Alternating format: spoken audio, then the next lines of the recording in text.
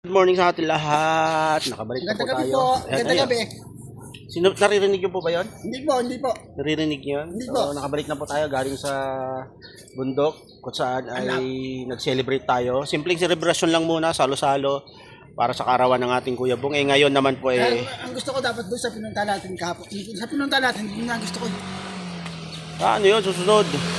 Yan, si Kuya Bong kasama po natin. Mamamaliki tayo, bibili tayo ng pansit. Magpapansit ako. Pagluluto ko si Kuya Bong na napakasarap na pansit para ngayon continuation ng kanyang karawan. Ano Kuya Bong, sama ka?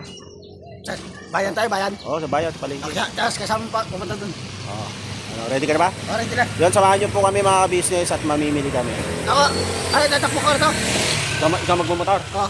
Sige, tara. Tapos ibunggo ko. Wag, huwag mo ibunggo. Joke lang po. Alright, so samahan niyo kami mga business. Laro tayo, laro. Oo, laro. Natatabi ko. Alright, ay basketball, pang-basketball lang. Laro Ganda. na lang ko, laro na lang. Sa baso na lang wala ako. So, alright. Kabalik na kami ni Kuya Bong galing na malengke. At piniprepare natin itong ating magtinola muna tayo para sa ating tanghalian. At ito ang aking mga kasama sa pagpe-prepare. Ate si Dane, good morning. Good morning. Tapos naghiwa po siya ng yung sibuyas, bawang at luya. Si ate kayo naman ay sasayote. Yun, good morning, te. Good morning mga ka-business, mga kamar. Prepare po tayo ng sa ulam na tinola. Po. Okay na, te. Apo, nasa rep na po. Okay. Yung papaya din po, nasa rep na din po. Yun, si ate Kayla, bago ligo, tapos tutulong sa atin, di ba? Opo, para pa sa Ulam natin na lulutong tanghali. tinola. Tinola po, yan. Alright. So, prepare muna kami dito mga business. Diyan lang kayo. Alright. Diyan lang kayo. So, yung mga business, tapos na tayo magluto sa loob ng tinola. Dito tayo magluto naman sa kabilang kusina, yung pansit.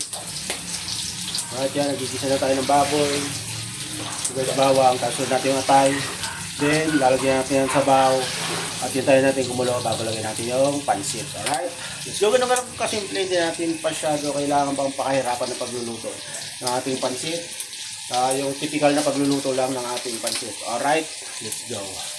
Kung sa tinola, hindi ko na pinakita yung pagluluto ko alam nyo naman po kung paano lutuin yon, diba? At alam nyo na din kung paano gagawin sa tinola.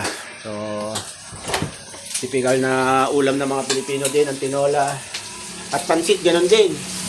Ganun din, handa. Lagi pag may mga kaarawan, may mga handaan, yan ang mga ano natin. So, ayan po, nagigisa na tayo.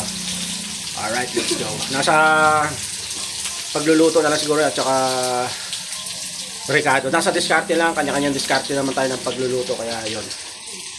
Alright yan. Mga business, nilagyan ko na sa bawang ating magiging pansit. At hintay lang natin kumulo yan bago natin ilalagay ang ating bihon. Yan. Alright? Yun na lang tayo kasimple magluto. Pero sasamahan natin ng pagmamahal siyempre.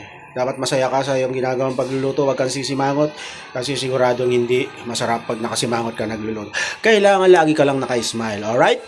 O, sige. Let's go!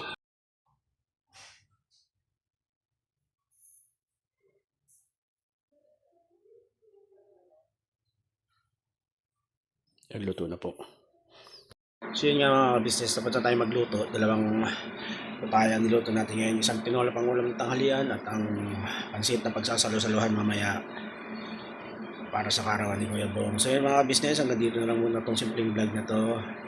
At salamat sa patuloy na suporta at patuloy nyo pa rin suportahan siyempre ang buong business official vloggers. Thank you very much po. Sa ngayon, ito na lang muna. Biraban na tayo.